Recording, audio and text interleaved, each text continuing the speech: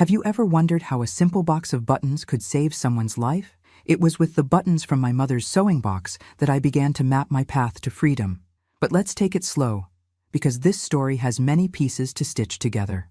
Good morning, dear viewers. My name is Gertrude Ann Jenkins. I'm 83 years old, and I was born in Milltown, a small corner of North Carolina blessed with rolling hills and cotton fields. Today I've decided to open my heart and share a story that's been locked inside me for so long that it was weighing on this old woman's soul.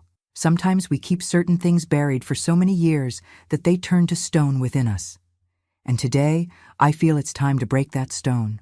I was born in a simple house on the edge of town, one of those with a large dirt yard with peach trees, apple trees, and blackberry bushes. My father, Mr. Howard, worked at the textile mill in town, a hard-working man of few words who left before sunrise and returned when the first stars were already in the sky. My mother, Dorothy, was a seamstress with golden hands who could transform any scrap of fabric into a work of art. It was from her that I learned the value of every little piece of cloth, every button, every thread. Our house was small for the size of our family. We were 5 siblings. I was the only girl among 4 boys. Jeremiah, the oldest, was 5 years older than me. Then came Oscar, 3 years older. I was in the middle, Gertrude, as they called me. And then came the younger ones, Albert, 2 years younger, and George, who was 5 years younger than me, the baby of the family. Oh, how I miss those innocent times. Those of you watching from home, where in America are you from? Leave it in the comments so this old grandmother can know, will you? And while you're at it, give the video a like. Subscribe to the channel so you don't miss the next stories. This old lady here is very happy to know there are people on the other side listening to me, going back to my childhood with me. Life was simple, but it wasn't easy. My father earned little at the mill, and my mother supplemented our income by sewing for the wealthier families in town. From a young age, I helped her, first threading needles. I had good eyes, you know. Then learning the first stitches. By the time I was 10, I could hem pants and sew on buttons just right. The house we lived in was wooden, with one of those floors you had to sweep every morning so dust wouldn't rise. We didn't have an indoor bathroom. It was an outhouse at the back of the yard, and bathing was in a tin tub or at the creek that came down from the hills. But it was our little corner, our home. And as simple as it was, we took pride in it. The boys all slept together in one room on 2 straw mattresses on the floor. I had my own little corner, separated by a curtain my mother made from colorful fabric scraps. It wasn't a real room, but it was my space, the only bit of privacy I had in that house full of men. The school was far, almost an hour's walk. I went every day, rain or shine, because my mother said education was the only inheritance she could leave me. The boys went too, but Jeremiah and Oscar soon stopped to help with the family income. Only I continued, because my mother insisted that a girl needs to know how to read and write properly so she wouldn't have to depend on any man. Oh, how I loved school.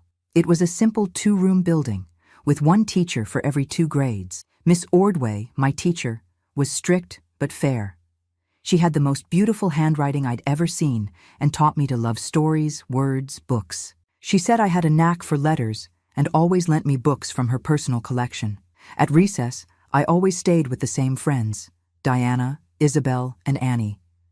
We played Ring Around the Rosie and hopscotch, and sometimes when we were lucky, we'd eat apple pie with cheese that Diana brought from her home.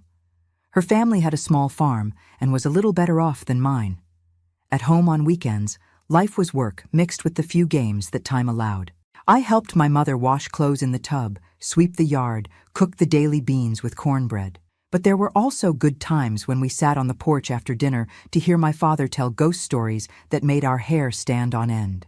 Jeremiah, my oldest brother, was my father's favorite. From an early age, he showed a knack for mechanics.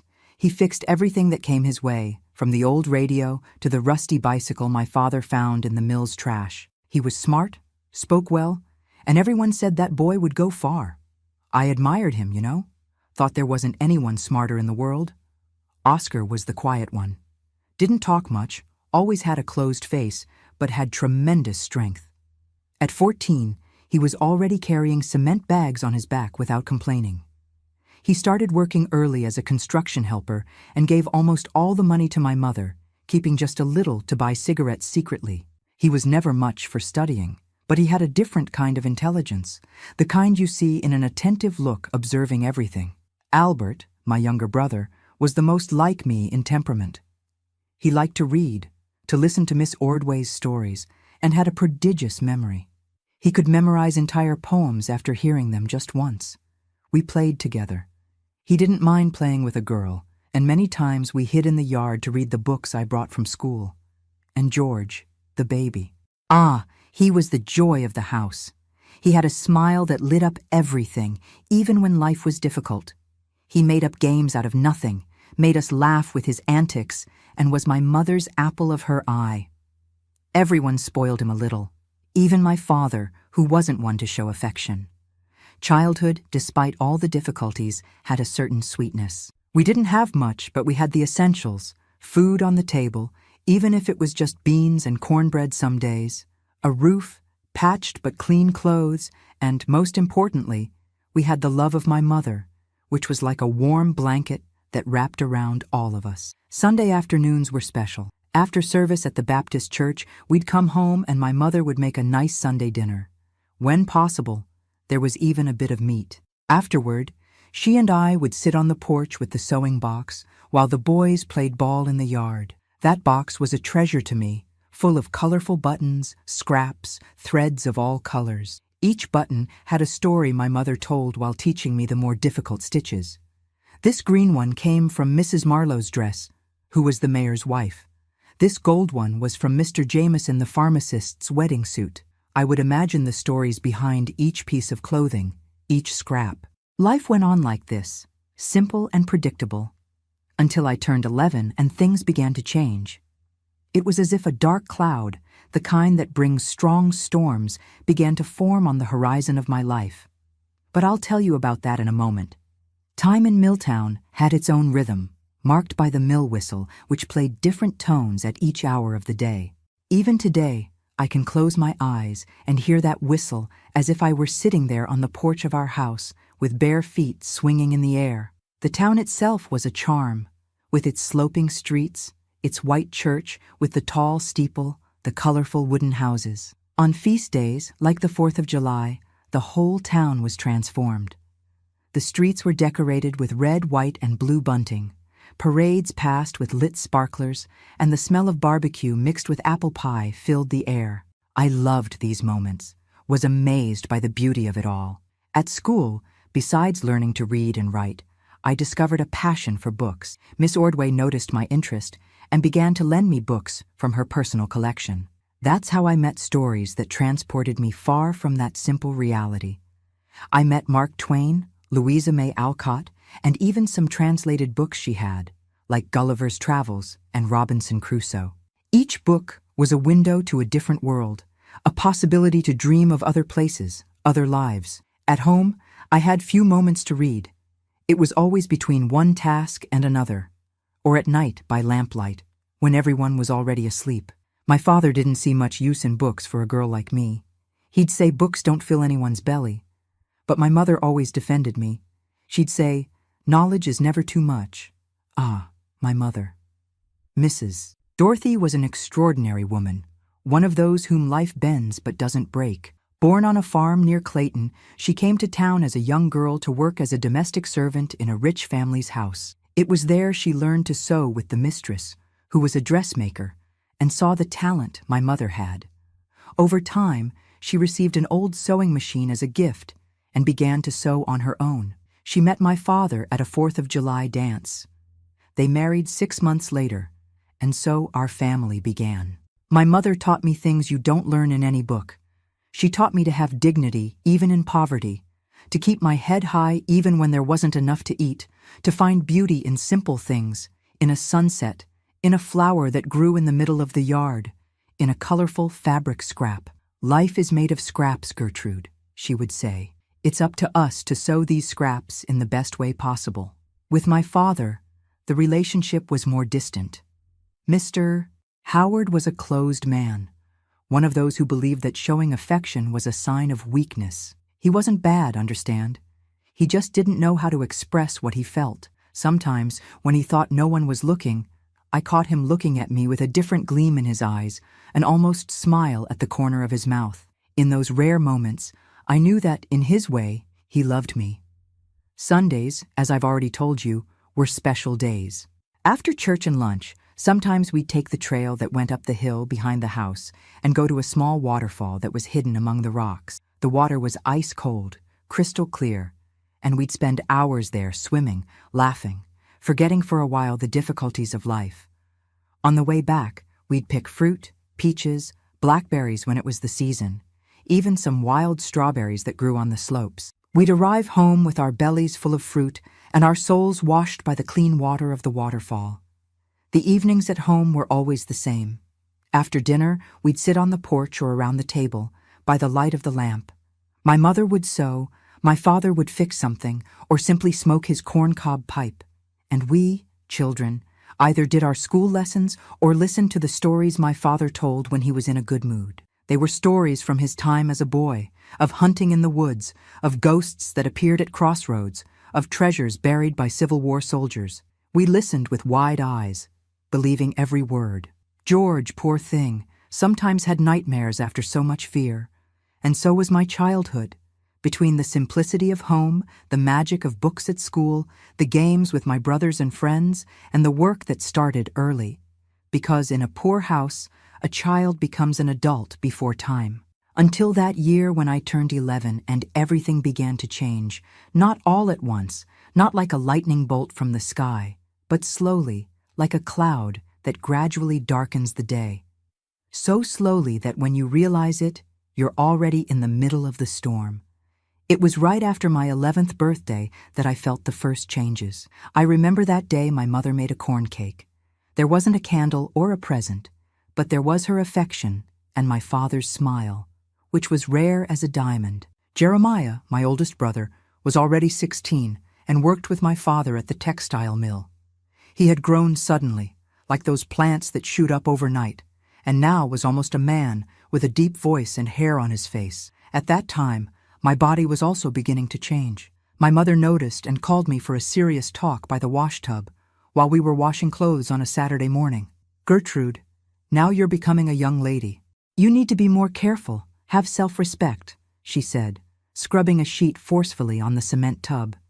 She explained the facts of life with simple but direct words, in her way. I didn't understand everything at the time, but I kept every word. It was around this time that I noticed Jeremiah looking at me differently.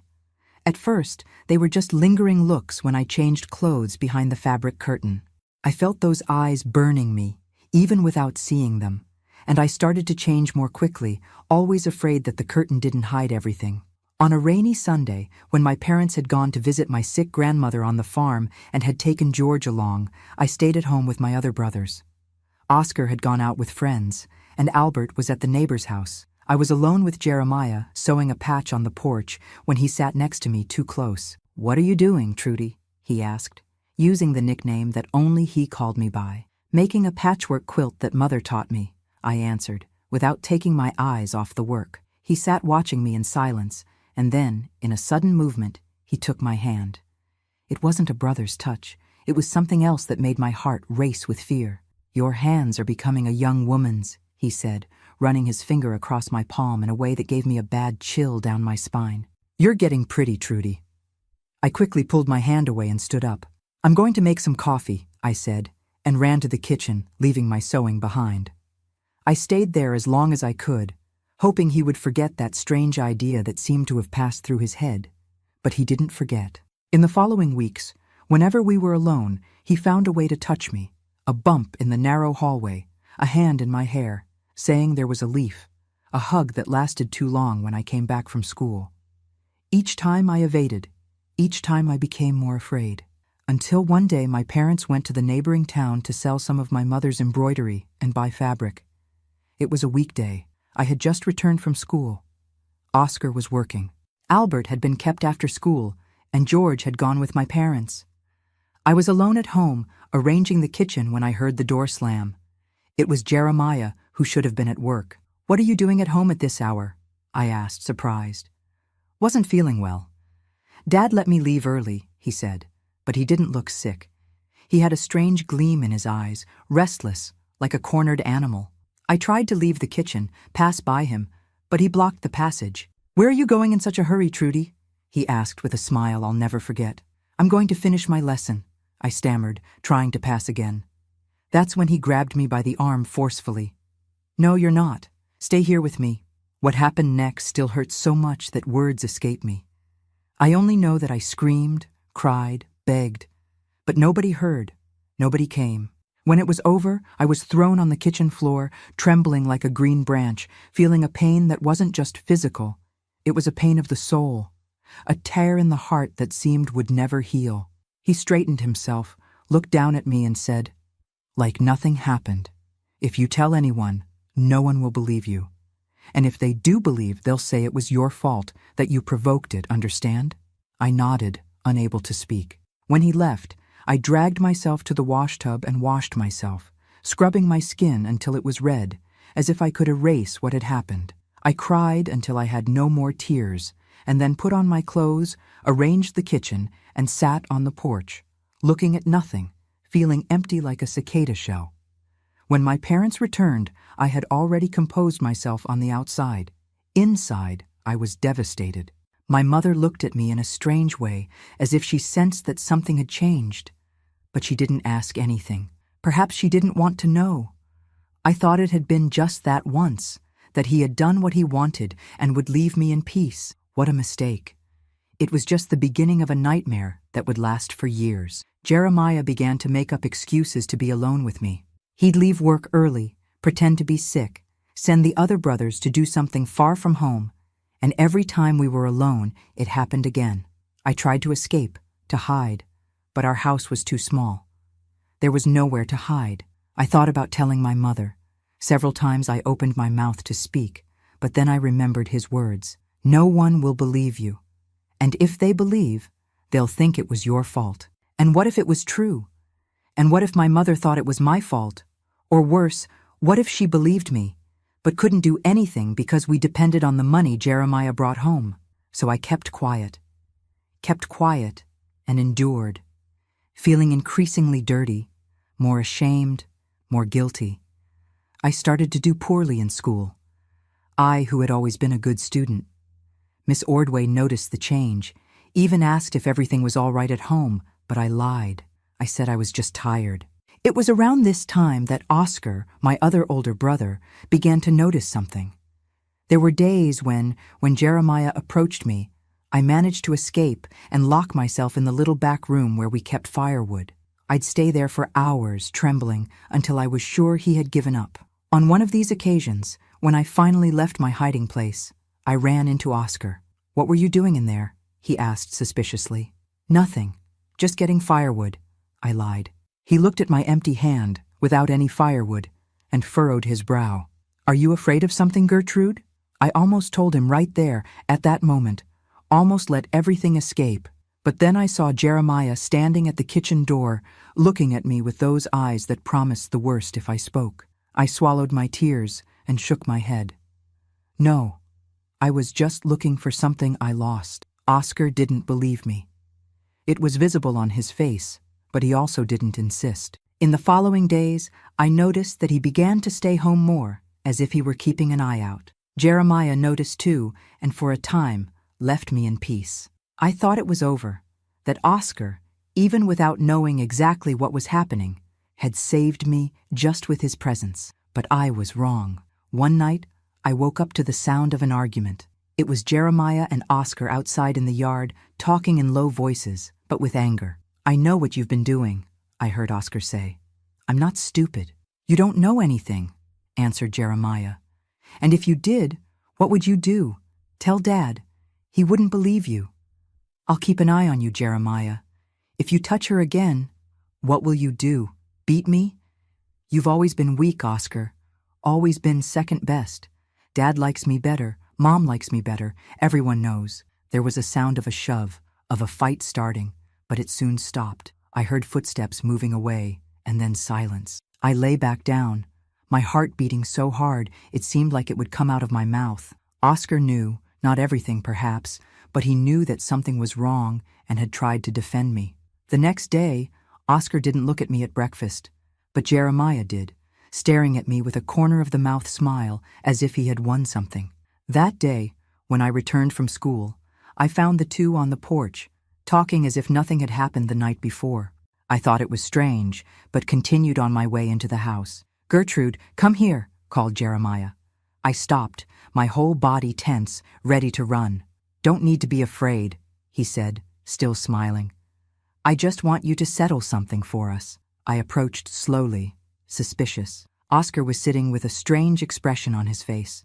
I couldn't decipher if it was anger, shame, or something else. "Oscar and I have a doubt," continued Jeremiah. "How long can you go without crying?" I didn't understand the question. "What do you mean?" "It's a new game we invented," he explained with that smile that gave me chills. "I say you can last 5 minutes without crying. Oscar thinks you can't even last 3. It was then that I understood the horror of what was happening. It wasn't just Jeremiah anymore. Oscar, whom I thought would protect me, had joined him in that sick game. I don't know what Jeremiah said or did to convince him, but there they were, both looking at me as if I were an animal in an arena. "I don't want to play," I said, my voice barely coming out. "I'm not asking if you want to," said Jeremiah, grabbing my arm forcefully. "We're going to the back." The back was a small tool shed at the end of the yard, far enough from the main house for no one to hear anything. They dragged me there, pushed me inside, and closed the door. What happened in that shed is something I try to forget every day of my life. Jeremiah did what he always did, while Oscar stayed in a corner watching, sometimes laughing, sometimes just observing in silence. At some point, I heard him say, "It's been more than 3 minutes and she hasn't cried. You won this time." When it was over, they left me there, thrown on the dirt floor of the shed, like an old rag doll that nobody wants anymore. I heard Jeremiah say before closing the door, "Tomorrow we'll try again. I bet she cries in less than 2 minutes." And so began the most perverse game someone could imagine. Day after day, when they managed to catch me alone, they took me to the shed and made their bets. "Today she cries in less than 5 minutes, one would say. "I bet she lasts 10, the other would answer. And I, in the middle of that horror, tried not to cry, not because of their bet, but because each tear seemed to give more pleasure to those monsters who were once my brothers. I tried to tell my mother once. I waited until I was alone with her while we were washing clothes. "Mom," I began, my voice trembling, "Jeremiah and Oscar are doing something bad to me." She stopped scrubbing the sheet and looked at me. "Bad? What kind of bad?" I opened my mouth, but the words didn't come out. How to explain that horror? How to put into words what I myself couldn't quite understand? Seeing my hesitation, she went back to scrubbing the sheet. "If it's sibling fighting, you all need to resolve it. I'm tired of breaking you up. You've grown up. You have to learn to get along."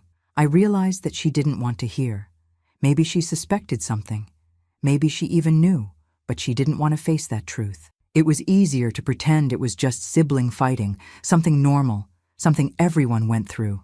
That day, something died inside me. Hope, perhaps. The belief that someone would save me. I realized that if I wanted to get out of that hell, it would have to be by my own account. The months passed, and the game continued. Sometimes it was days in a row, sometimes a week went by without anything happening, giving me the false hope that it was over. But it always came back. Always. George and Albert, my younger brothers, seemed oblivious to everything. George was still very much a child. He lived in his world of games and fantasies. Albert, more observant, sometimes looked at me in a strange way, as if he perceived that something was wrong, but he never asked anything. Meanwhile, I was closing myself off. At school, I stopped raising my hand to answer questions. At recess, I stayed alone in a corner, avoiding my friends. At home, I spoke as little as possible, did my chores in silence, tried to become invisible. I thought that if no one noticed me, maybe they would leave me in peace. But they always found me, always found a way. It was on a Saturday afternoon, almost a year after that nightmare began, that something changed. I was in the kitchen helping my mother prepare dinner when she asked, "Gertrude, go to the shed and get some potatoes that are stored in the sack." My body froze. The shed, the place of bets, the place of horror. I couldn't move. What's wrong, girl? Are you deaf? Go get the potatoes. I can't go there, I answered, trembling. What do you mean you can't? Are you sick? Do you have a fever? No, it's that I'm afraid of that shed. My mother looked at me as if I had said the most absurd thing in the world. Afraid of what? Spiders? Rats? Don't be silly, Gertrude. You're too big for these whims. At that moment, Jeremiah entered the kitchen. What's going on, Mom? Your sister is afraid to go to the shed to get potatoes. Can you believe it? Almost 12 years old and afraid of the shed.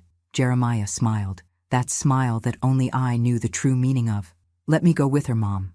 I'll protect her from the spiders. My mother nodded, relieved to have solved the problem. Go then, and come back quickly. The food is almost ready. I had no choice but to go. On the way to the shed, Jeremiah didn't say anything, but I could feel the expectation emanating from him. When we arrived, he opened the door and made a gesture for me to enter. I entered trembling, already knowing what would follow. But then something different happened. Before he could close the door behind us, we heard Oscar's voice. What are you two doing? Jeremiah turned around irritated. Nothing that concerns you. Getting potatoes. Where are they then? We haven't gotten them yet. Ah, really? And why did you close the door then? The two stared at each other for a tense moment. I stood among the potato sacks, observing that silent exchange of looks, which seemed to say much more than words could express. Let's make the bet now, Oscar finally said with a strange voice. Here with Mom waiting for us to come back. Jeremiah shrugged. Why not? It's even better. It has to be quick. I bet she cries in less than 2 minutes today. And I bet she doesn't cry, answered Oscar. To my surprise, I bet that today she doesn't shed a single tear. Something in his voice made me look more attentively. There was a different gleam in Oscar's eyes, something I couldn't identify at the time. He continued, In fact, I bet that she never cries because of you again, Jeremiah. It was then that I noticed that Oscar had one of his hands behind his back, hiding something. Jeremiah also noticed because he took a step back. What are you hiding there? Oscar didn't answer. Instead, he looked at me and said, Get the sack of potatoes and go back to the house, Gertrude, now.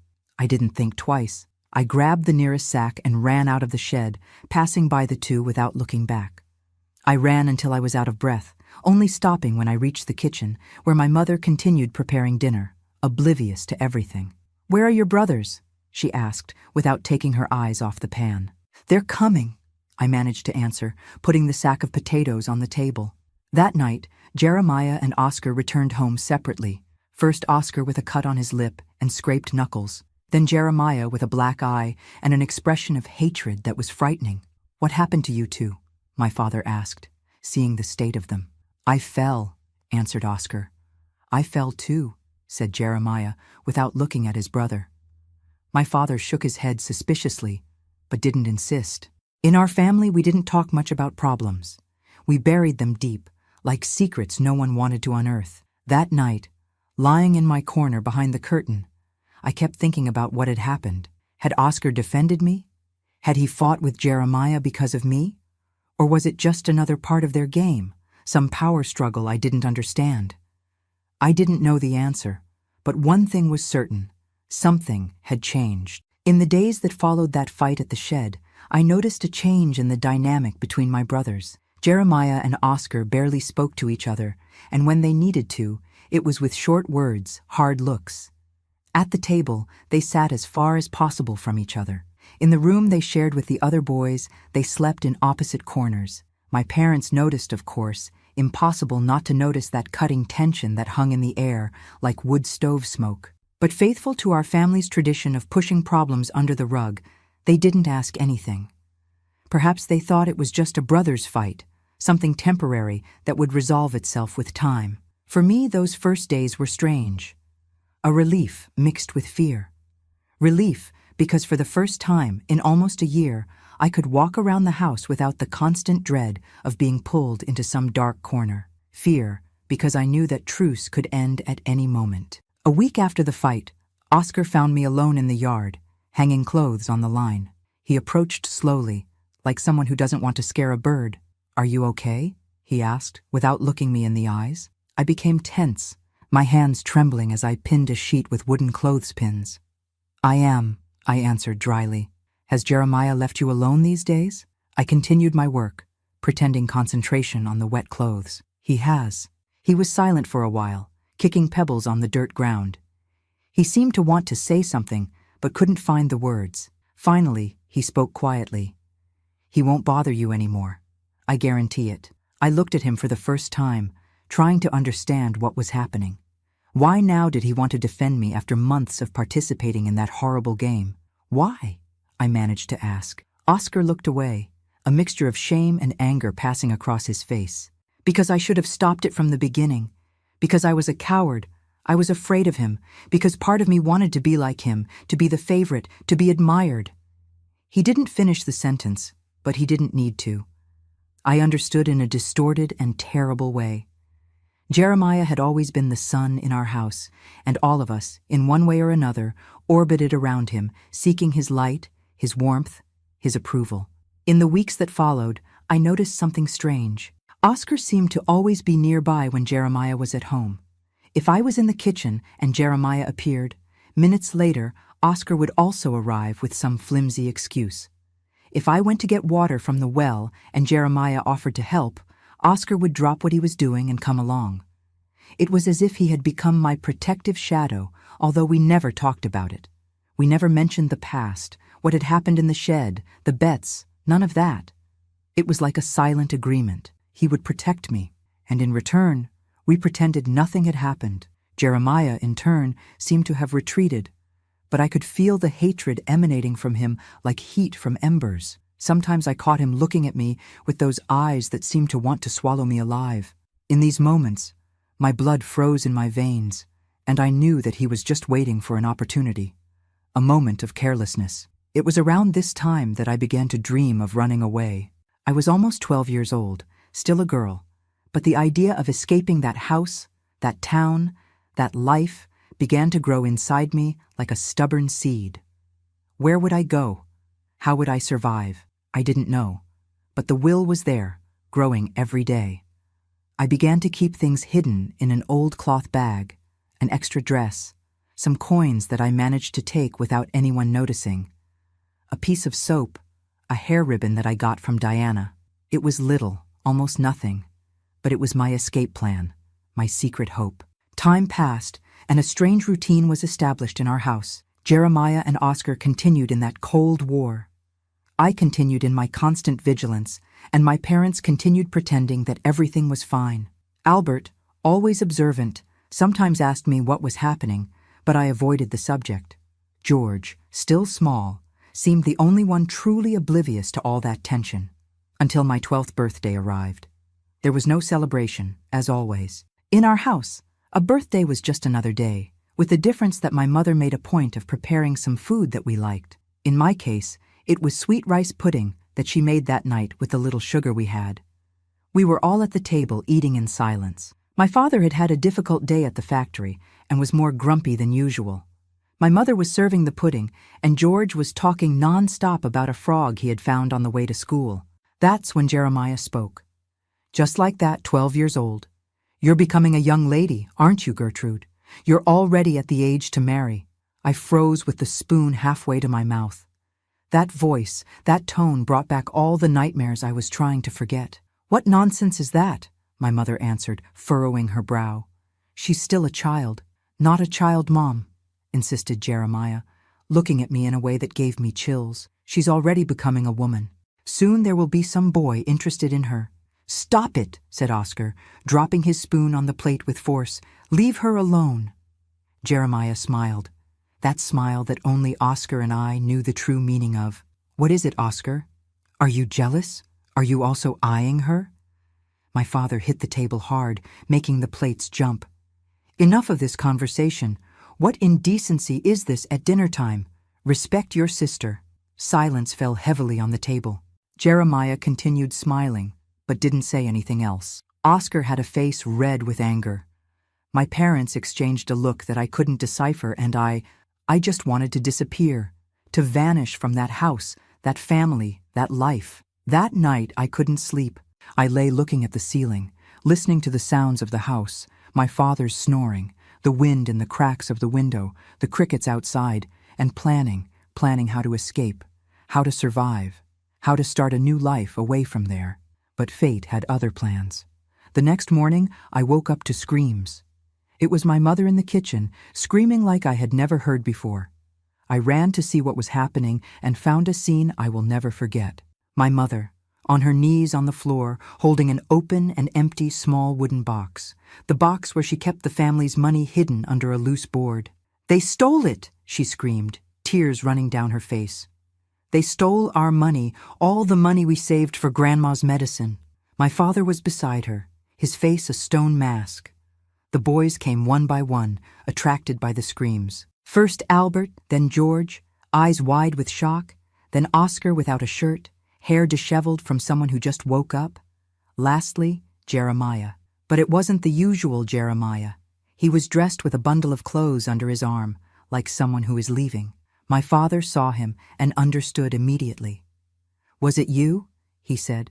Not a question, but a statement. Jeremiah didn't deny it. He stood at the kitchen door, looking at us with an expression that mixed defiance and disdain. "I'm leaving. I'm tired of this misery." "With our money?" my mother screamed, getting up. "The money for your grandmother's medicine. How could you, Jeremiah?"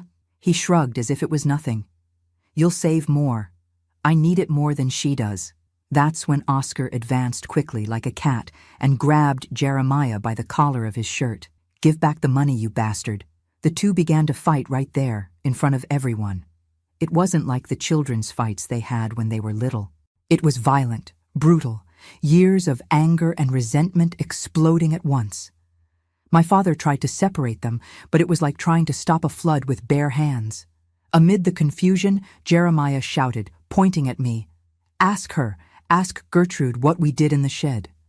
Ask your dear daughter how she cried." The world seemed to stop for a second. All eyes turned to me, standing at the kitchen door, trembling like a green branch. My mother, with an expression I will never forget, shock, confusion, and something deeper, more painful. My father, his hand frozen in the air as if he had turned into a statue, Albert and George, not understanding what was happening, but feeling it was something terrible. And then Oscar, taking advantage of the moment of distraction, gave Jeremiah such a strong punch that he fell backward, hitting his head on the corner of the table. There was a horrible sound, like a coconut breaking, and then blood, a lot of blood, flowing on the kitchen's dirt floor. The following minutes were pure chaos, my mother screaming for help, my father running to lift Jeremiah, who wasn't moving. Oscar standing still, looking at his own hands as if he didn't recognize them, and I, paralyzed at the door, unable to move, to speak, to think. Jeremiah was quickly taken to the small-town hospital, carried by my father and a neighbor who heard the screams. We stayed at home in a silence as heavy as lead. No one spoke. No one looked each other in the eyes. It was as if we were all strangers suddenly, united only by the horror of what had just happened. Hours later, my father returned alone. His face was older, more tired than I had ever seen. He sat on the kitchen chair, looked at us, me, my mother, my brothers, and said the words that changed our lives forever. Jeremiah didn't make it. He died before reaching the hospital. The silence that followed was like a deep and dark abyss, swallowing all of us. My mother fell to her knees, a mute scream frozen in her open mouth. George began to cry, not really understanding what was happening. Albert hugged him, eyes fixed on the floor. And Oscar? Oscar simply walked out the door, without saying a word, without looking back. We didn't hear from him for the rest of the day, nor through the night. When the police came the next day, because of course they came, a death like that doesn't go unnoticed, even in a small town. He had already disappeared, fled, vanished like smoke in the wind. The questions began. What happened? Why did they fight? Was alcohol involved? Drugs? A woman? My father answered what he could, as little as possible. He talked about the stolen money, the fight, the accident. He didn't mention Jeremiah's words about me, about the shed. Maybe he had forgotten amid so much horror. Or maybe, as we always did in our family, he preferred to bury it deep, where no one could unearth it. The police noted everything down, They said they would look for Oscar, but they didn't seem very committed.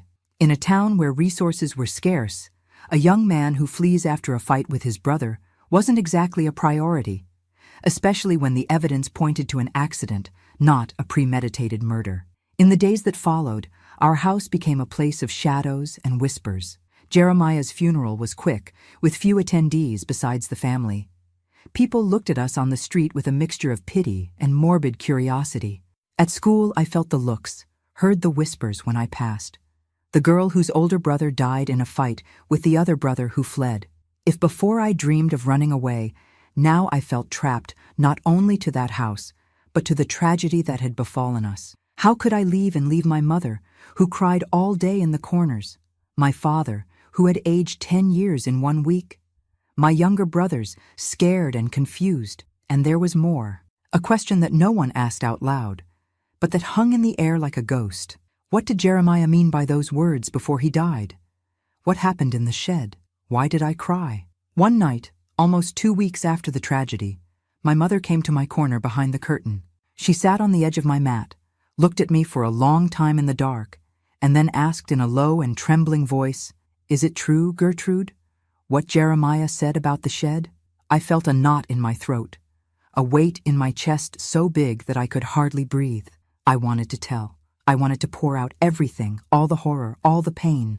But looking at her, the thin face from so much crying, the sunken eyes of someone who doesn't sleep, the body bent by the weight of losing a son and seeing another flee, I couldn't. How could I put another burden on her shoulders? How could I destroy the image she had of the son she had just buried? "No, Mom," I lied, tears silently running down my face. "I don't know what he was talking about. We just fought sometimes like normal siblings." She looked at me for a while longer, as if trying to see the truth through the darkness. Then she got up slowly, ran her hand through my hair as she did when I was little, and left without saying anything else. We never talked about it again. We never mentioned Jeremiah's words, what happened or didn't happen in the shed, the real reasons for the fatal fight. It was as if we had made a silent pact to bury that truth with him, let it rot under the ground, where no one could see it or feel it. But I knew. And the weight of that secret added to the weight of guilt, because yes, I felt guilty, as if somehow all of that was my responsibility. It was almost unbearable. The months passed. Life somehow continued. My father worked more hours at the factory, trying to compensate for the loss of the money and the 2 oldest sons who helped with the income. My mother sewed until late at night, her eyes red from tiredness and tears. Albert, at only 11 years old, began to do odd jobs after school, carrying groceries at the fair, sweeping in front of stores. George, still too young to work, became quiet, withdrawn, as if he had aged suddenly. And I became a shadow. I went to school, came back, helped at home, did my obligations like an automaton. On the outside, I functioned. Inside, I was dead. Or at least I thought I was. Until one day, almost a year after the tragedy, something happened. I was in the yard, hanging clothes on the line, when I saw someone approaching through the path that came from the road. From a distance, he looked like a wanderer, worn clothes, unshaven, thin as a stray dog. But when he got closer, my heart raced. It was Oscar. I dropped the wet sheet I was hanging and stood still, not knowing what to do. Run inside and call my parents? Scream for help? Flee? Before I could decide, he was already at the gate, looking at me with those eyes that seemed much older than his 17 years. "Hi, Gertrude," he said, his voice hoarse, like someone who hasn't spoken in a long time. I didn't answer. I couldn't. My throat was dry as straw. "Don't be afraid," he continued, keeping his distance. "I didn't come to stay.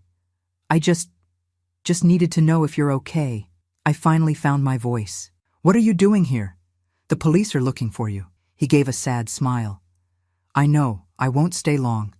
I just needed to see you all one last time before I leave for good." "Leave to where?"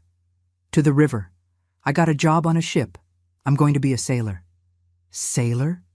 The word sounded strange, almost magical. I imagined Oscar on a big ship, sailing through unknown seas, far from that town, that house, those memories. "Gertrude," he said, his voice more serious now. I'm sorry for everything. For what he did to you, for what I did or didn't do, for having taken so long to defend you.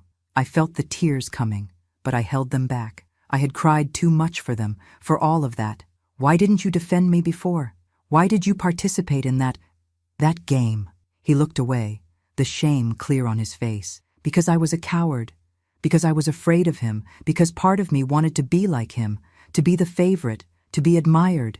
And I thought that if I did what he wanted. He didn't finish the sentence. He didn't need to. I understood in a distorted and terrible way. Jeremiah had always been the sun in our house, and all of us, in one way or another, orbited around him, seeking his light, his warmth, his approval. Did you tell our parents? He asked after a silence. About what happened in the shed? I shook my head. No, never. He nodded, as if he already expected that answer. It's better that way. It would kill them with grief, especially now. We were silent for a time, the wind swinging the clothes on the line, the sun beginning to set behind the mountains. So many things unsaid between us, so many ghosts, so many open wounds. I have to go, he said finally. The train leaves before dawn. Won't you come in to see Mom and Dad? Albert and George? He shook his head. I can't. It would be worse for them to see me and then lose me again. And if someone recognizes me in town, it's better this way. I didn't argue. Part of me wanted him to stay, to face the consequences, to give our parents the chance to say goodbye.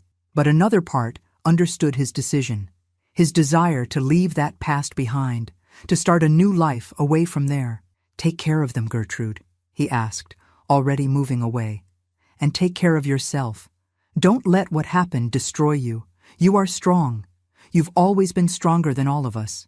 And then he was gone, disappearing on the path the same way he had appeared, like a mirage, a dream, a ghost. I stood watching until I could no longer see him, feeling a strange mix of sadness and relief. That night, lying in my corner behind the curtain, I kept thinking about his words. You are strong. You've always been stronger than all of us. Was it true? I felt anything but strong. I felt broken, dirty, lost. But perhaps there was a strength in surviving, in continuing, even after everything, in not letting the horror of the past determine the future. Perhaps the true strength was not in forgetting, but in remembering and still moving forward. With that thought, I fell asleep, and for the first time in a long time, I didn't have nightmares. In the months that followed Oscar's visit, something began to change inside me. It was slow, almost imperceptible at first, like a seed that germinates under the ground before showing the first sprouts. His words, "You are strong. You've always been stronger than all of us," echoed in my head at the most unexpected moments. While I washed clothes in the tub, while I helped my mother prepare dinner, while I walked to school, bare feet on the dusty road. Strong. Me. The girl who had been a victim for so long, who had kept quiet, had hidden, had made herself small so as not to be noticed. What kind of strength was that he saw in me, and I myself couldn't see? I was 13 at that time, at the threshold between childhood and adolescence. My body was changing, gaining curves that made me uncomfortable, constant reminders of that time of horror. But my mind was also changing in ways that I still didn't fully understand. At school, Miss Ordway noticed the difference. One day, after class, she asked me to stay a little longer. I became tense, thinking I had done something wrong. "Gertrude," she said, sitting at the desk next to mine, instead of staying behind the big teacher's desk, "I noticed that you've started to participate in class again, to raise your hand to answer, to turn in carefully done lessons like you did before." I shrugged, not knowing what to answer. It was true. Gradually, I had gone back to being interested in my studies, to getting lost in the stories of books, to feeling that old passion for knowledge that the horror had almost erased. "I'm happy to see that," she continued. "After everything that happened in your family, well, many in your place would have given up studying, dreaming, but not you. You have something special, Gertrude. An inner strength, a light that not even the worst storms can extinguish." There was that word again. Strength. First Oscar, now Miss Ordway. Was it possible that they saw something in me that I myself didn't see? "I wanted to give you a present," she said, taking from her bag a new hardcover notebook with yellowish pages. "It's a diary for you to write your thoughts, your feelings. Sometimes, putting out what afflicts us is the first step to healing the wounds of the soul." I took the notebook carefully, as if it were something precious. I had never had a diary. In fact, I had never had a notebook just for me. That wasn't for school lessons. "Thank you, Miss Ordway," I murmured, moved. "Use it well," she answered with a smile. "Words have power, Gertrude, power to destroy, but also to heal, to transform. Never forget that." That night, hidden behind my patchwork curtain, I opened the diary for the first time. The blank page stared at me. A challenge, a possibility. What to write, how to begin to pour out everything that had been locked inside me for so long. I took the pencil and hesitantly wrote a single line. "My name is Gertrude, and I am trying to be strong." It was the beginning. In the following nights, after everyone was asleep, I wrote by the weak light of a candle.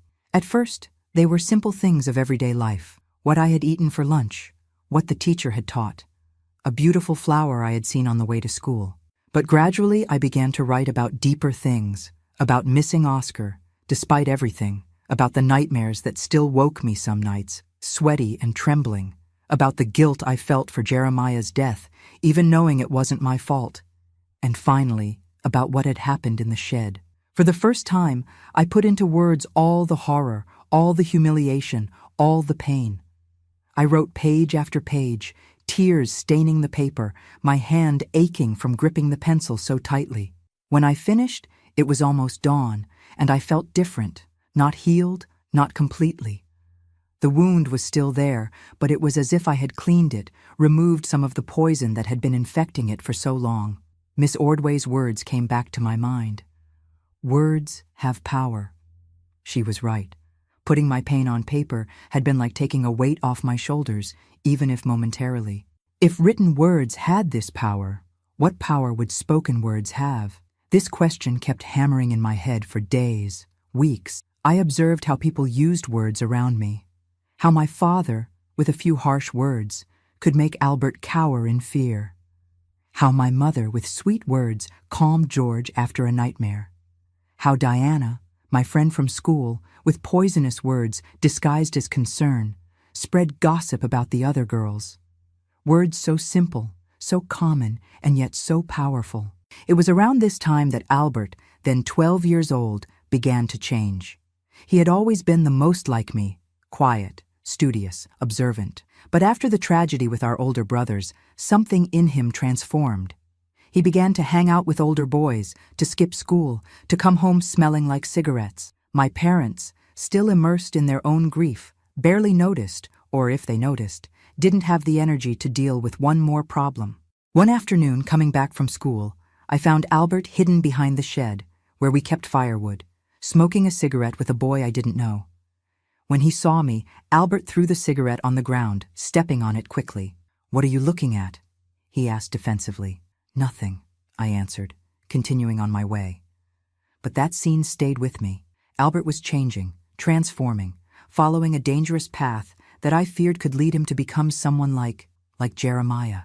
The idea gave me chills. That night I wrote in my diary about this concern, about how I saw in Albert signs that scared me, about how I wanted to help him, but didn't know how, about how I feared that history would repeat itself in some terrible way that I still couldn't imagine. After writing, I spent some time looking at the pages filled with my small and tight handwriting.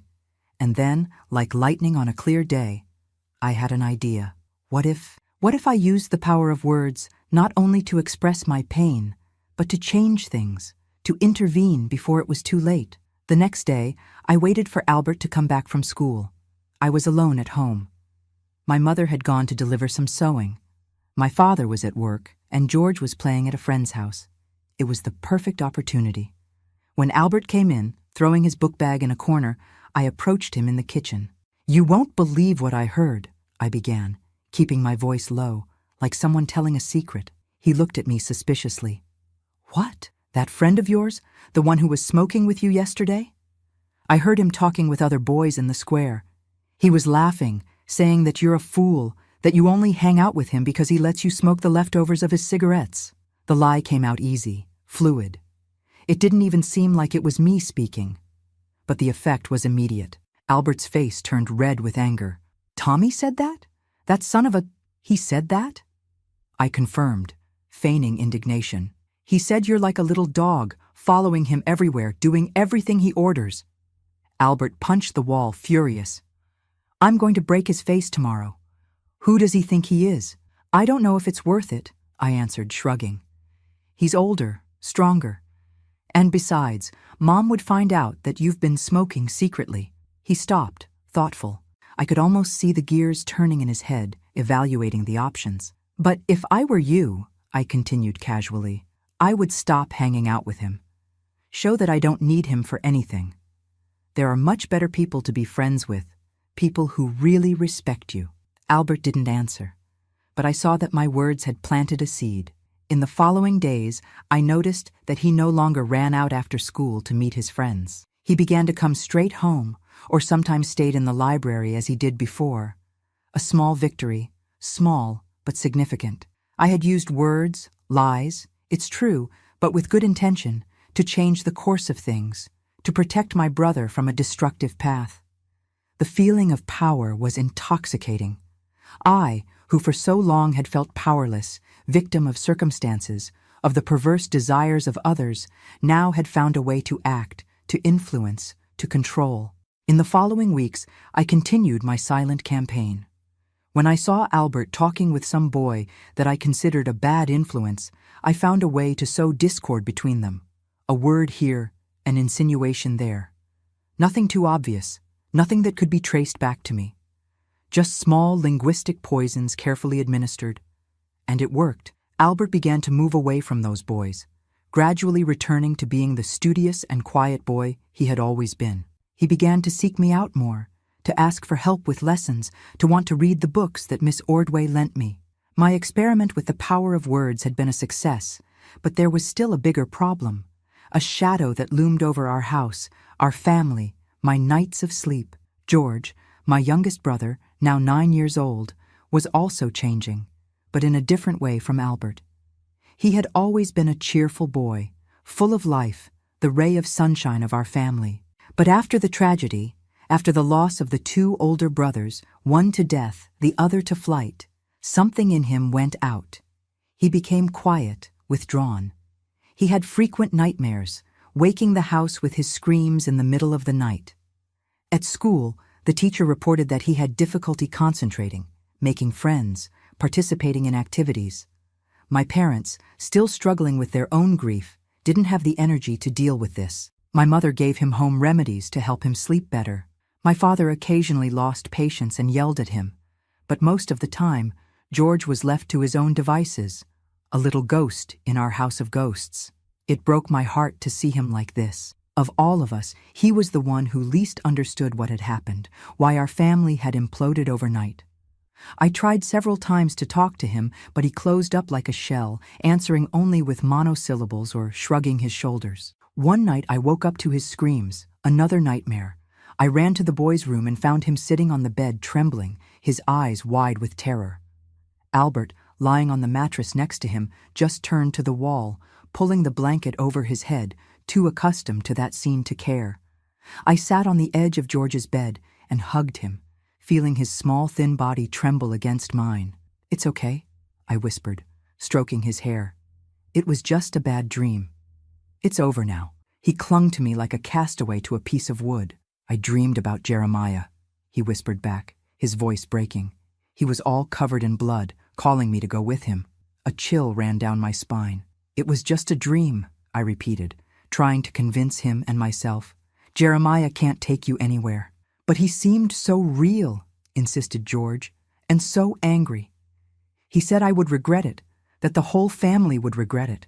That worried me. It wasn't the first time that George had dreamed of Jeremiah, but it had never been so vivid, so threatening.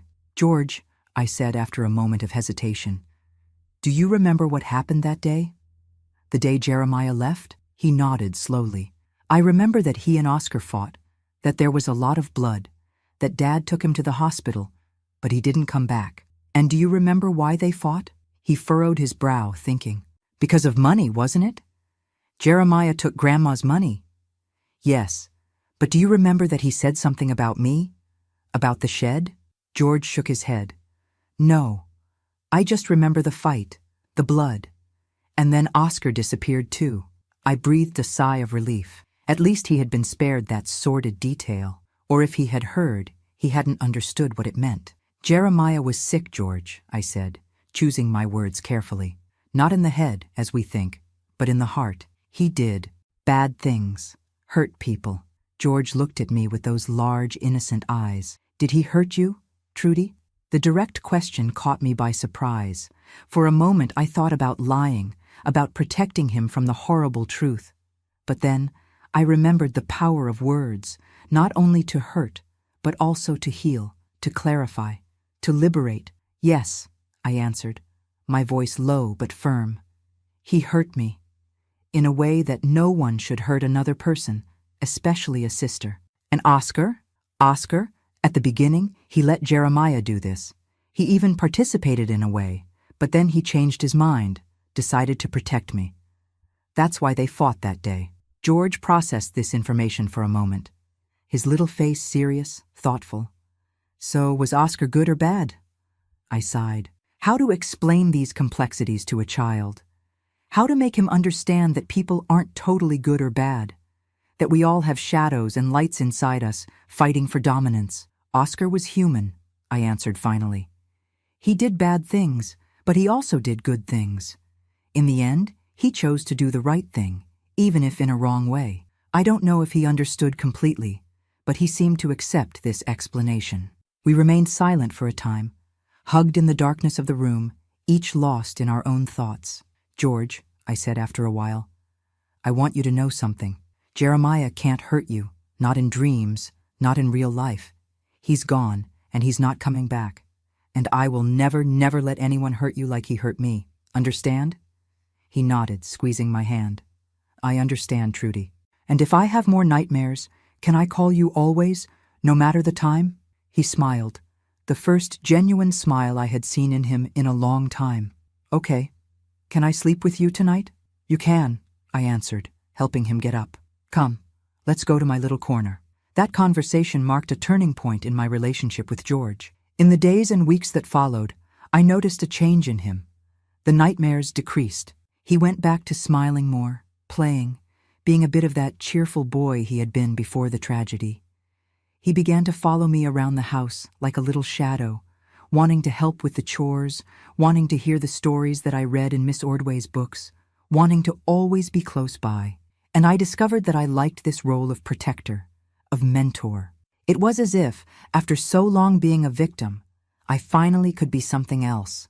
A savior, a guardian, a light in the darkness for someone who needed it. But there was still a shadow that needed to be confronted, a presence in our house that, even after almost 2 years, still poisoned the air we breathed, still haunted our nights, still governed our lives in ways that not everyone perceived.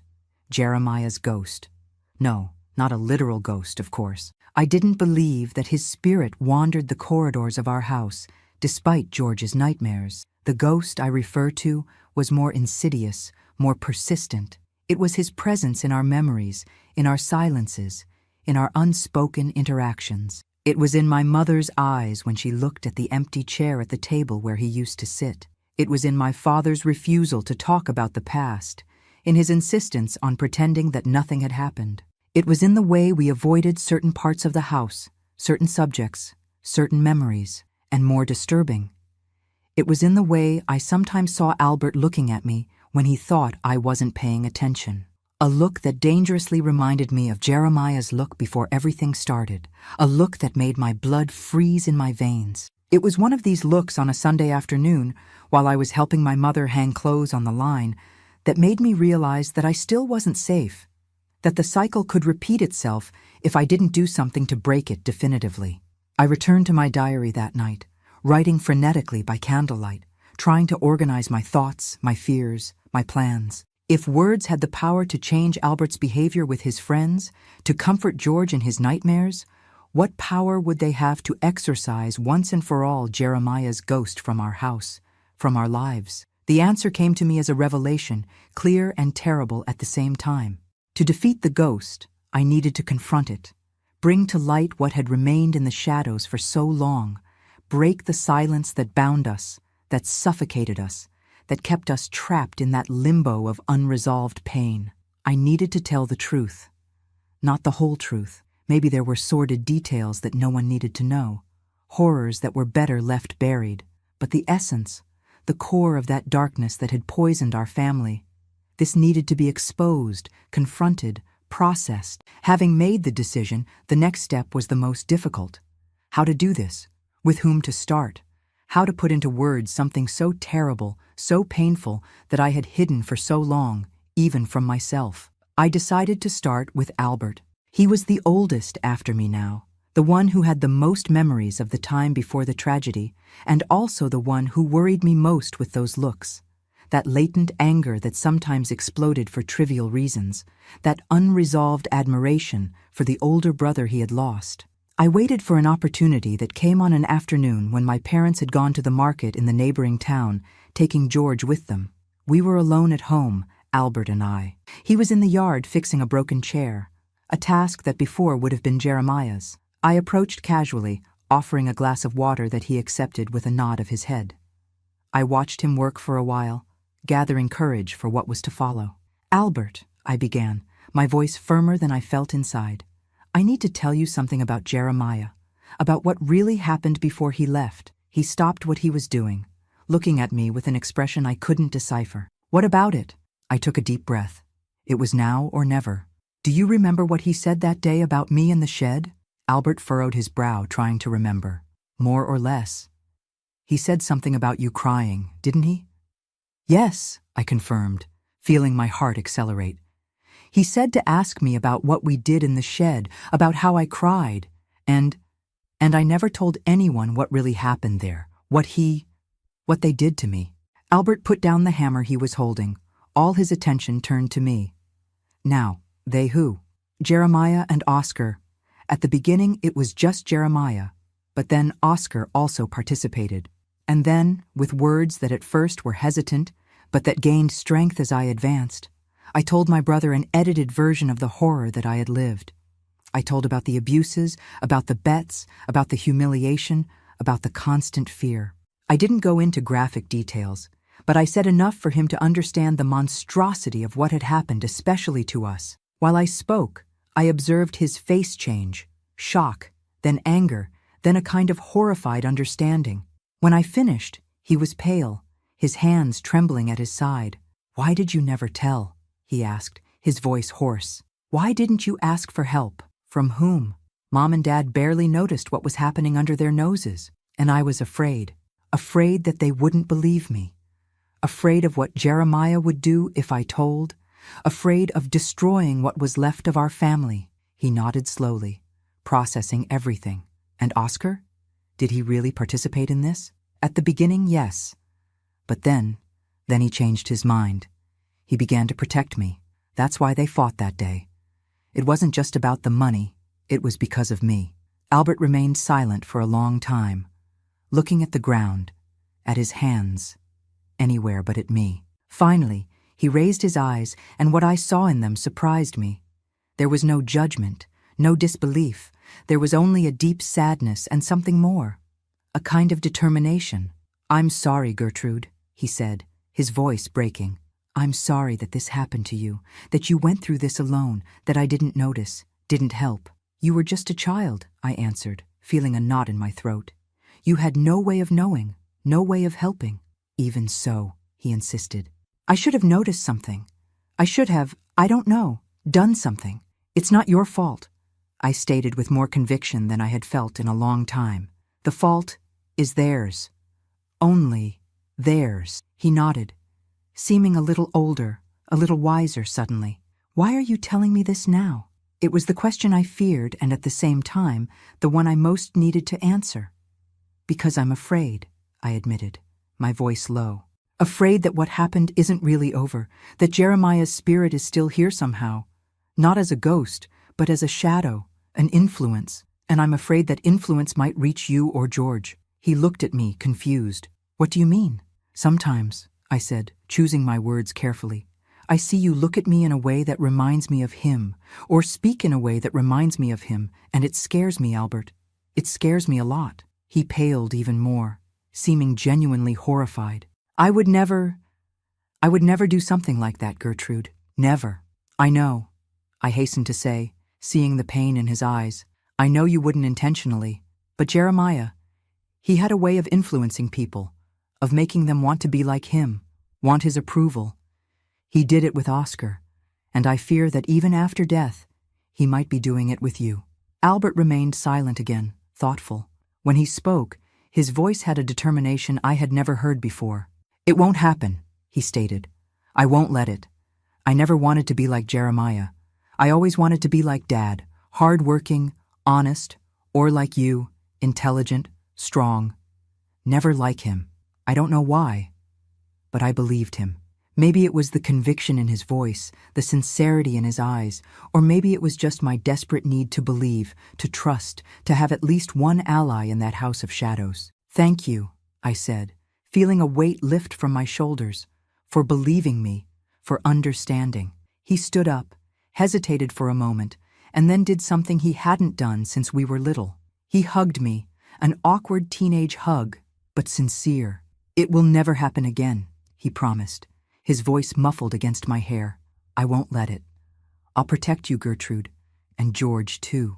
In that moment, I felt something I hadn't felt in a long time. Hope. Hope that maybe, just maybe, we could overcome the shadows of the past, that we could rebuild something from the ruins of our family, that the story didn't need to repeat itself. The cycle could be broken. The power of words. Once again, it had proved its value, not just to hurt, to manipulate, to destroy, but to heal, to unite, to transform. And as we walked back into the house together, side by side, I felt that I had taken an important step toward my own liberation. I was no longer alone with my secrets, with my fears. I had an ally, a protector, a real brother. Jeremiah's ghost was still there in the shadows of our house, in the memories that would never completely disappear. But now, for the first time, I felt that maybe, just maybe, we could defeat it together. The months that followed my conversation with Albert brought a peace that I never imagined would be possible in our house.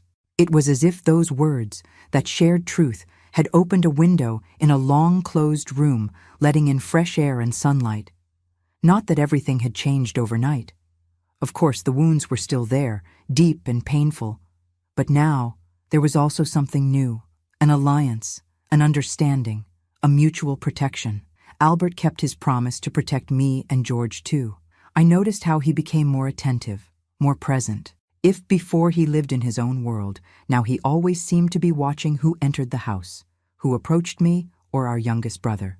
When my father drank too much and got that dangerous look that we all knew well, it was Albert who invented an excuse to get me out of the room, to take George outside, to get us away from danger. I was almost 14 at that time, and Albert was 13.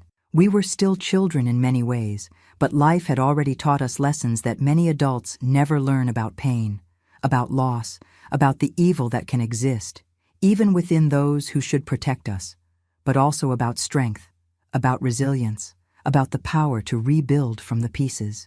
It was at this time that I received news that would change everything again. Miss Ordway called me after class, her face serious, but with a gleam of excitement in her eyes. "Gertrude," she said, sitting next to me, as she did when she had something important to tell. "Remember that essay contest you participated in last month about the America we want?"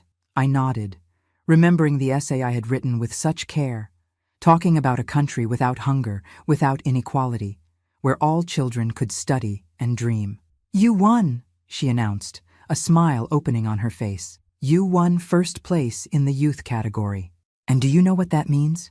You're going to receive a scholarship to continue your studies at St. Mary's School in Richmond, all paid, boarding at the dormitory, food, uniforms, books, everything." I was in shock for a moment, unable to process what that meant. A scholarship, a boarding school in Richmond, leaving Milltown, my house, my family.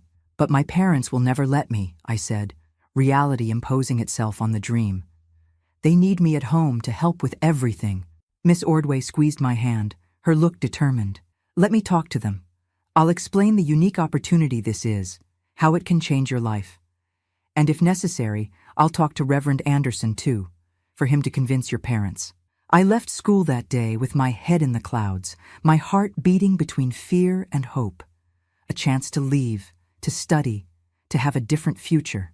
It was everything I had always dreamed of, and at the same time, it deeply frightened me. How would it be to live far from home, far from Albert and George? How would they be without me to protect them? When I got home, I didn't tell anyone anything. I wanted to wait to see if Miss Ordway would really be able to convince my parents before creating hopes or fears. But that night, lying in my corner behind the patchwork curtain, I couldn't sleep. My mind was buzzing with possibilities, with dreams, with fears. 2 days later, Miss Ordway appeared at our house, accompanied by Reverend Anderson. My father, surprised by the unexpected visit, invited the two to enter, offering the best bench in the living room, the one that wasn't broken.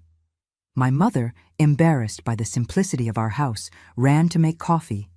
I stayed in the corner of the room, almost hidden behind the kitchen door, listening, while Miss Ordway explained about the contest, about my winning essay, about the scholarship. She spoke eloquently about the unique opportunity it was, about how it could change my life, open doors that otherwise would remain closed. Your daughter is exceptional, Mr. Howard, she said, her voice full of conviction. She has a rare intelligence, a sensitivity, a capacity for expression that I've never seen in another student.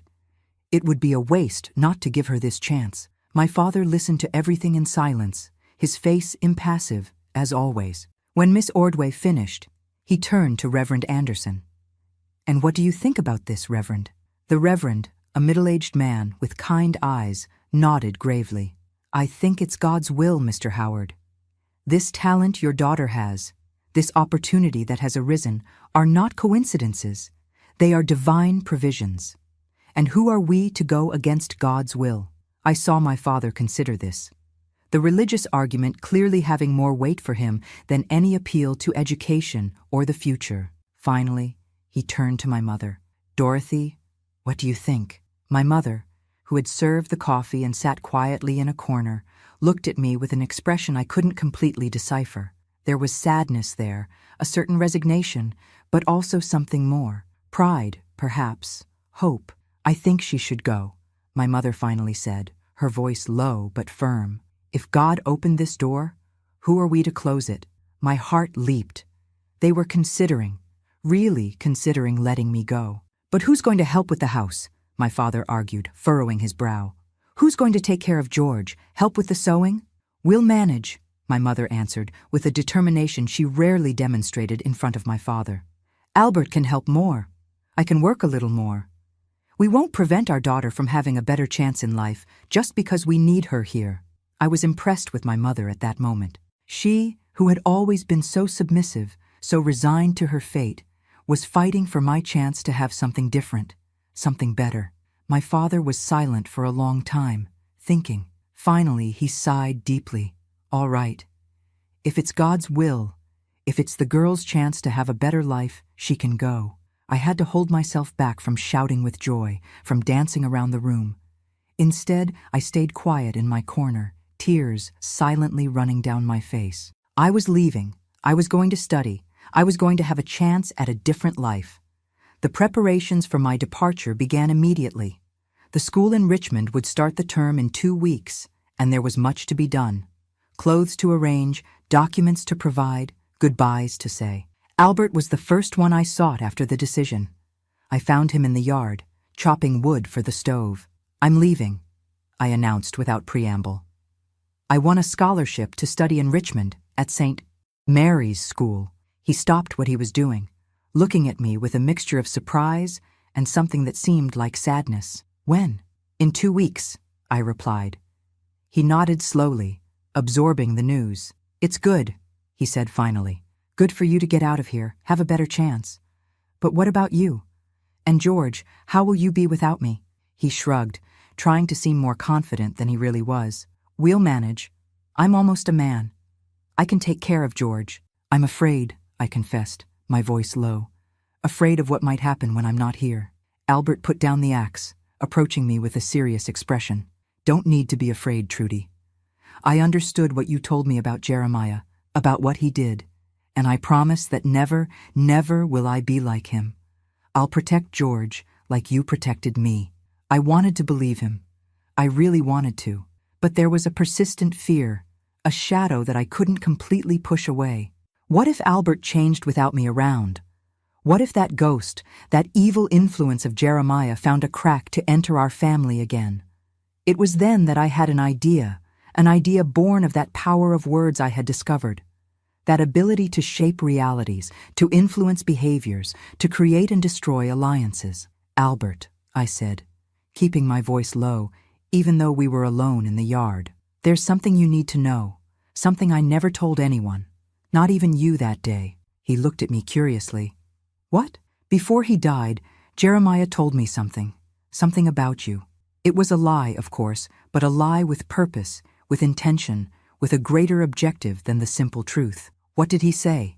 Asked Albert, visibly tense. He said you would be next, that he had seen something in you, a similarity to him, that when he wasn't here anymore, you would take his place. Albert's face paled. That's not true. I would never be like him. I know, I hastened to say, putting my hand on his arm. I know you wouldn't be, but he thought you would. And that scares me, Albert. It scares me to think that he saw something in you that maybe even you yourself don't know exists. He took a step back, as if my words were a physical blow. There's nothing of him in me, Gertrude. Nothing.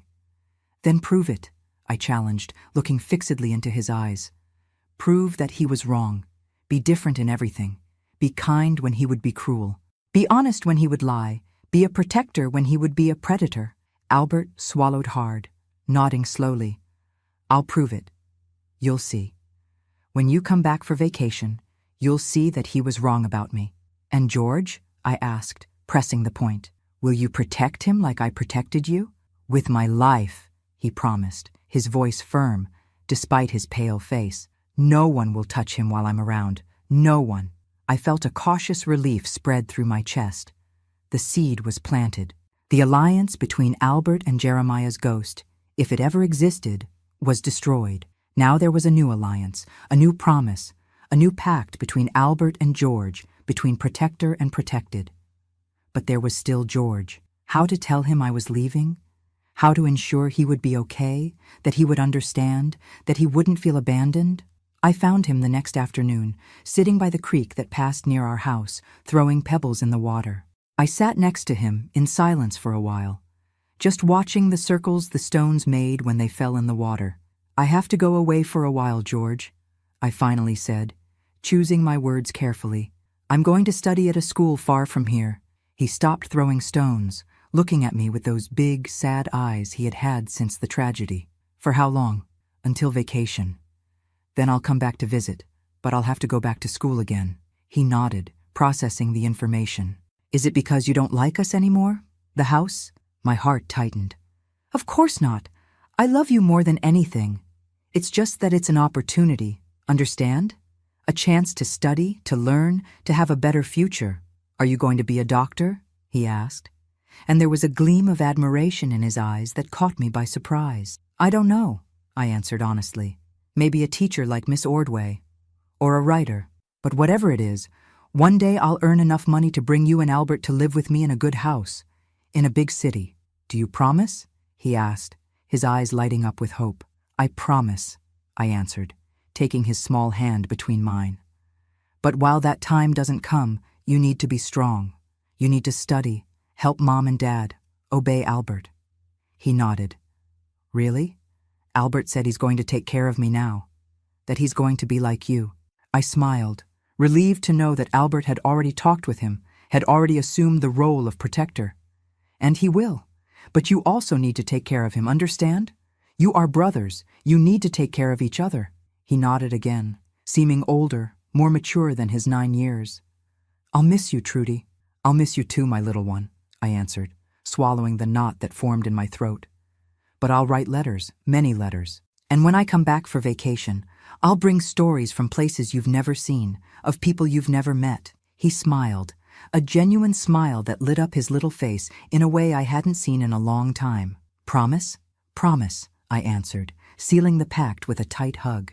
The next 2 weeks passed in a blur of preparations, of goodbyes, of anxiety and expectation. My mother sewed 2 skirts and 3 new blouses for me, using fabrics she had kept for special occasions. My father, in a rare gesture of affection, gave me a small wooden box that he himself had carved to keep important things. Miss Ordway gifted me with 3 books, a dictionary, a grammar, and an anthology of American poetry.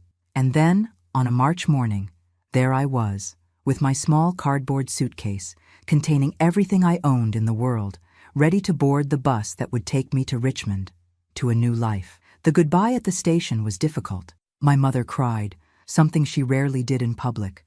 My father, uncomfortable with displays of emotion, just squeezed my shoulder forcefully and said, "Make it worth it, girl." George clung to my skirt, sobbing until the last moment.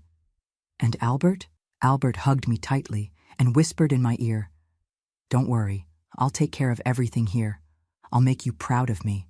And then the bus arrived, huffing, imposing and frightening. I climbed the steps with trembling legs, found a seat near the window, and waved to my family as the bus began to move. First slowly, then faster and faster, taking me away from everything I knew, from everything I loved, from everything I feared.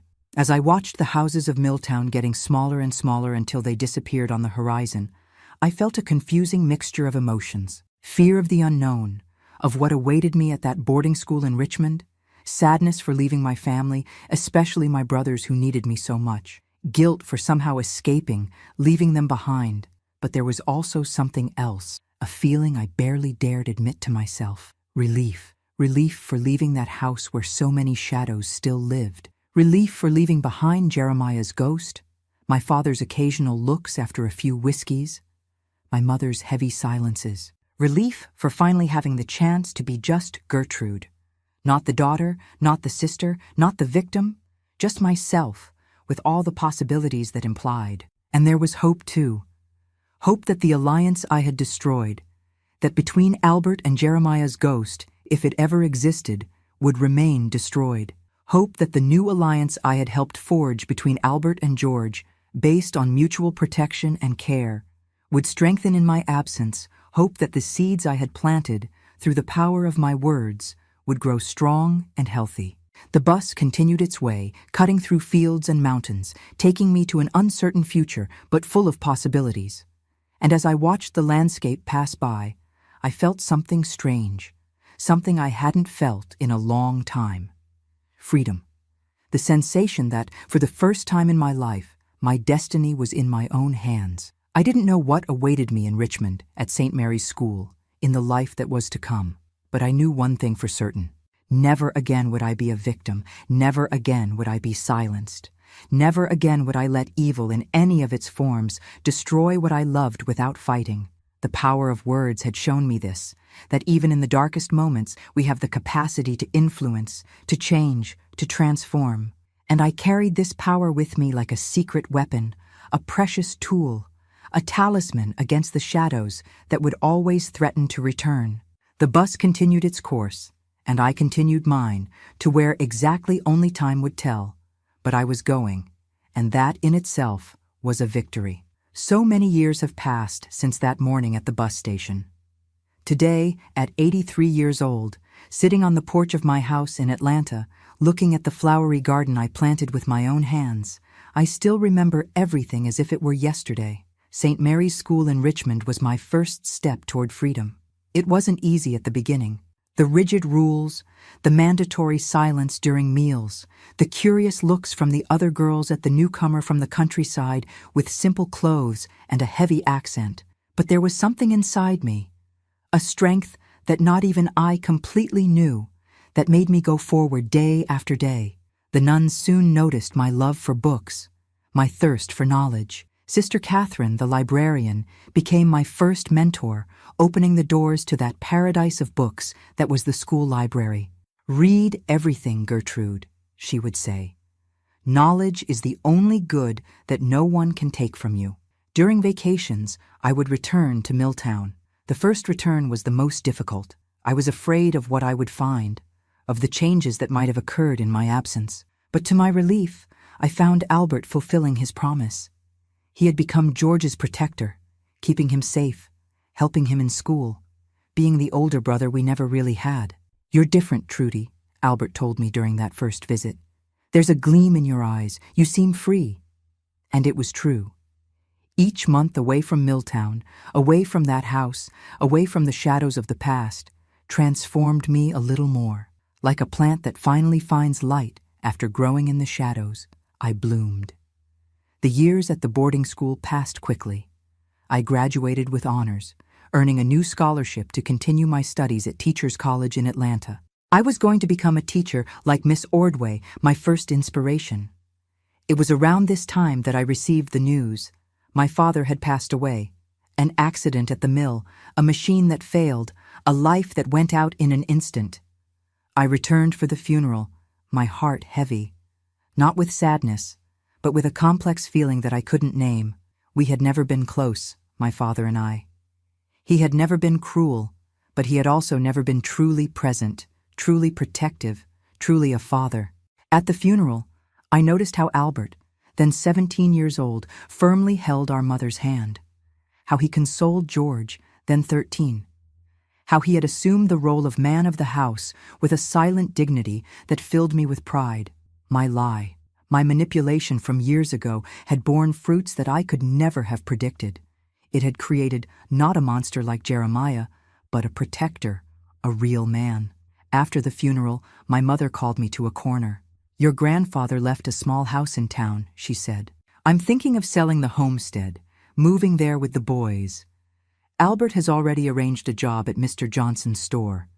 George is doing well in school. It will be better for us." I agreed, relieved to know they would be in town, closer to resources, farther from the house where so many shadows still lived. I returned to Atlanta, to my studies, to the new life I was building.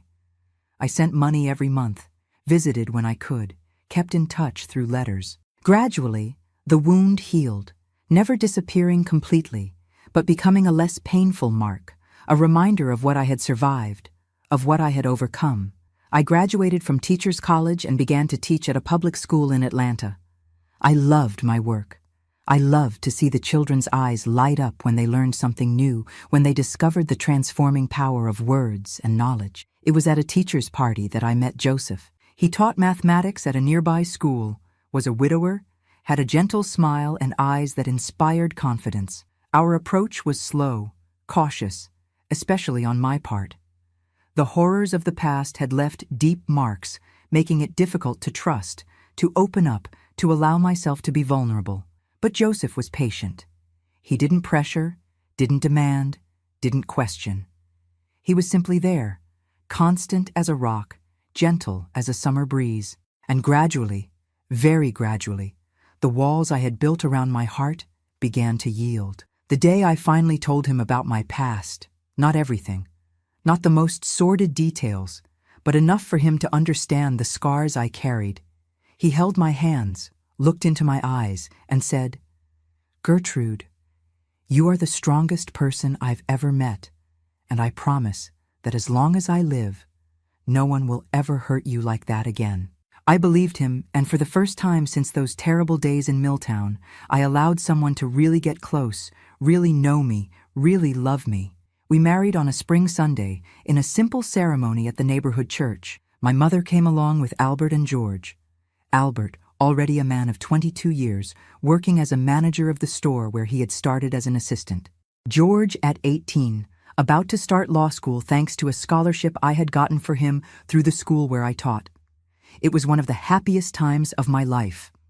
I had a job I loved, a husband who respected me and adored me, a family that, despite all the tragedies and difficulties, had found its way. The shadows of the past still appeared occasionally, in nightmares, in moments of insecurity, in exaggerated reactions to situations that reminded, even vaguely, of those terrible times. But they no longer controlled my life. They no longer defined who I was. We had a daughter, Helen, named in honor of my mother-in-law, and then 3 years later, a son, Anthony, the name of my father-in-law. I raised my children with all the love, all the protection, all the freedom that I didn't have. I told stories, taught values, showed them the transforming power of words and knowledge. And always, always I was attentive to any sign, any indication that the shadows of the past might threaten my children. Not as an obsession, not as a paralyzing fear, but as a conscious vigilance, a fierce determination to break any cycle before it could even begin. The years passed. My mother passed away peacefully during sleep at 72 years old. Albert married, had 3 children, expanded the business that was now his, built a solid and respectable life in Milltown. George graduated in law, moved to Washington, D.C., became a respected lawyer, a defender of social causes. And Oscar? Ah, Oscar. For many years we knew nothing about him. It was as if he had disappeared from the face of the earth on that day he fled after Jeremiah's death. Until one day, almost 20 years later, I received a letter with a foreign stamp. "Dear sister," the letter began, "I hope this finds you well, happy, at peace. I'm writing from Argentina, where I've lived for many years. I built a life here, far from the past, far from the shadows. I have a wife, 2 children. I'm a carpenter. I work with my hands. I build instead of destroy." The letter continued, briefly telling about his life, his choices, his regret for the past, and ended with a request. "I don't ask for your forgiveness, Gertrude. I know that what I did, what I allowed to be done, is unforgivable. I just want you to know that I never forgot, never stopped regretting, never stopped hoping for your happiness." I cried reading those words. I cried for the boy Oscar had been, for the man he had become, for the horror we had shared, for the redemption he seemed to have found in his own way. I didn't answer immediately. I needed time to process, to decide if I wanted to reopen that door, re-establish that connection. Finally, months later, I sent a brief response, telling a little about my life, my family, avoiding touching directly on the past. I ended with, "I hope you have found peace, Oscar. I have found mine." We maintained sporadic contact since then, occasional letters, family news, always dancing around the shadows of the past without ever really directly confronting them. It was enough. It was what we could offer each other after everything that had happened. Life followed its course. My children grew up, got married, gave me grandchildren. Joseph and I aged together, sharing joys, overcoming difficulties, building a life that, although simple, was rich in love, in respect, in peace. When Joseph departed 5 years ago after a long battle against cancer, I thought I wouldn't survive the pain. But I survived as I had always survived, as I had learned to survive since those terrible days in Milltown. Today, at 83 years old, I look back and see a life that, despite its tragic beginning, was full, meaningful, victorious. I see the faces of my children, of my grandchildren, and I know that I managed to break the cycle, that the shadows of the past, as powerful as they were, didn't manage to extend to the next generation. That the power of words, that same power I discovered while still a girl, manipulating my brothers to protect myself and them, served in the end to create, to teach, to heal, and not to destroy. And what did I learn after all this journey? That we are stronger than we imagine, that the deepest wounds can heal even if they leave scars, that it's possible to find light even in the most absolute darkness, and that in the end, what defines our life is not the terrible things that happen to us, but how we choose to respond to them. That's what I wanted to share with you today, my dear viewers. This painful story, but also one of hope and overcoming. I hope that in some way it touches your hearts, makes you reflect, perhaps even helps someone who is going through difficult moments. If you liked my story, please leave a like down below and subscribe to the channel to follow more stories from grandparents like me, who carry deep marks, but also much wisdom to share. Thank you for listening to me.